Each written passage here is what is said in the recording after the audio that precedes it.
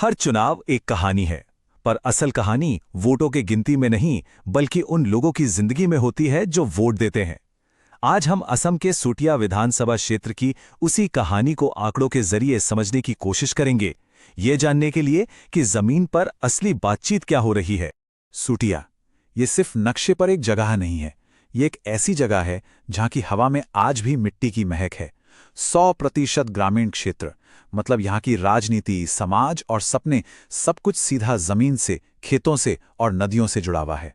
तो चलिए देखते हैं कि हमारा ये सफर कैसा रहेगा। हम शुरुआत करेंगे जमीन की धड़कन को महसूस करने से, फिर राजनीति के 3 बड़े संकेतों को डिकोड करेंगे।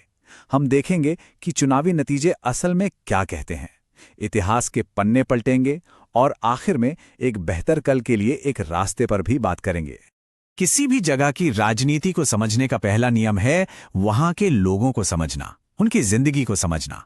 तो चलिए सूटिया की मिट्टी की नब्ज को टटोलते हैं और जानते हैं कि वहां के लोगों की दिन प्रतिदिन की जिंदगी कैसी है।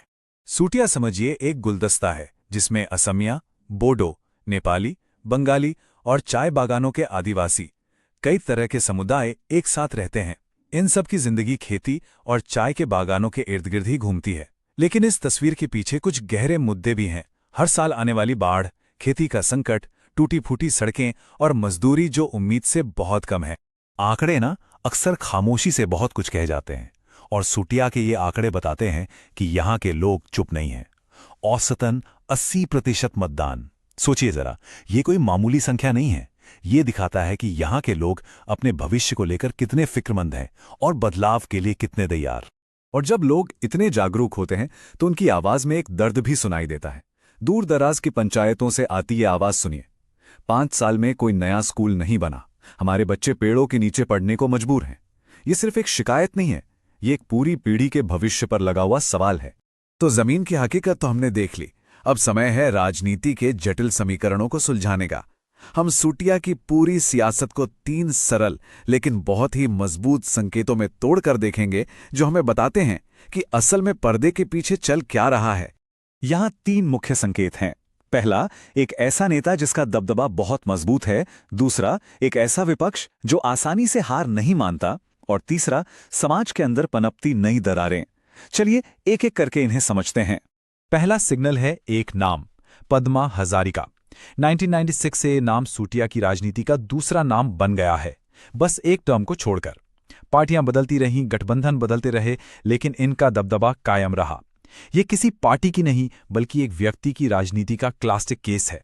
लेकिन हर कहानी में एक ट्विस्ट होता है, और सूटिया के इस किले में ये ट्विस्ट आया 2016 में। जीत का अंतर सिर्फ 1818 वोट।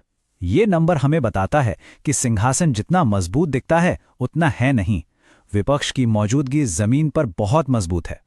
और तीसरा संकेत, यह हमें भविष्य की तस्वीर दिखाता है। ये वो अंदर ही अंदर सुलगती चिंगारियां हैं, जैसे अनुसूचित जनजाति के दर्जे की मांग, युवाओं के सपनों पर बेरोजगारी का अंधेरा और अल्पसंख्यकों के मन में बढ़ती असुरक्षा। ये वो मुद्दे हैं जो आने वाले कल की राजनीति की दिशा तय करेंगे। तो फिर सबसे बड़ा सवाल, 2016 का इतना करीबी मुकाबला 2021 में इतनी बड़ी एक तरफा जीत में कैसे बदल गया? 1800 वोटों का फासला अचानक 24,000 से ज्यादा कैसे हो गया? इसका जवाब किसी एक व्यक्ति में नहीं बल्कि पूरे सिस्टम में छिपा है। 2021 का चुनाव असल में 2 अलग अलग ताकतों का मुकाबला था। एक तरफ थी बीजेपी और एजीपी की मजबूत जोड़ी, जिसके पास सत्ता की पूरी मशीनरी और ताकत थी, और दूसरी तरफ थी कांग्रेस, जो अकेली थी, जिसका जमीनी संगठन कमजोर था और वो एक चक्रव्यूह में फंस गई थी। ध्रुवीकरण ये सिर्फ एक शब्द नहीं है। जब ये होता है तो सिर्फ वोट नहीं बढ़ते, जिंदगियां बढ़ जाती हैं। 2020 में 650 से ज्यादा मुस्लिम परिवारों को उनके घरों से बेदखल कर दिया गया। इस एक घटना ने न केवल सामाजिक ताने बाने पर गहरा असर डाला होगा, बल्कि शायद चुनावी हवा का रुख भी बदल दिया। और यहीं पर हमें एक पल रुककर सोचना चाहिए। हमारे संविधान की बुनियाद हर एक इंसान की गरिमा और सम्मान पर टिकी है। किसी भी सरकार की कामयाबी का पैमाना यही होना चाहिए कि लोगों की भलाई हो रही है या नहीं। शासन का मकसद लोगों को जोड़ना होता है, तोड़ना नहीं। चलिए अब थोड़ा पीछे चलते हैं और देखते हैं कि पिछले कुछ चुनावों के आंकड़े हमें क्या कहानी सुनाते हैं। पिछले 7 चुनाव हमें 2 बिल्कुल अलग-अलग दौर दिखाते हैं। 2001 तक का दौर देखिए। सूटिया एक स्विंग सीट थी, मतलब मुकाबला हमेशा कांटे का होता था, कोई भी जीत सकता था। 2001 में तो कांग्रेस सिर्फ 765 वोटों से जीती थी, लेकिन 2006 के बाद तस्वीर पूरी तरह बदल गई। ये पद्मा हजारिका के प्रभुत्व का युग शुरू हुआ। हाँ, 2016 की करीबी लड़ाई एक चेतावनी जरूर थी, लेकिन 2021 की भारी जीत ने उनके दबदबे पर फिर से मोहर लगा दी। तो फिर सबसे बड़ा सवाल अब भी वही है, वो 58,622 वोटर जिन्होंने 2016 में बदलाव के लिए वोट दिया था, वो कहाँ गए? 2021 में उनकी आवाज खामोश क्यों हो गई? इस एक सवाल का जवाब ही सूटिया की भविष्य की राजनीति की चाबी है। ठीक है, अब तक हमने समस्या को हर एंगल से देखा और समझा। अब बात करते हैं समाधान की। अगर कोई इस मजबूत किले को चुनौती देना चाहता है, तो आगे का रास्ता क्या हो सकता है? इन आंकड़ों के आधार पर यहां एक रणनीतिक खाका मौजूद है। इसे हम जीत के 4 रास्ते कह सकते हैं।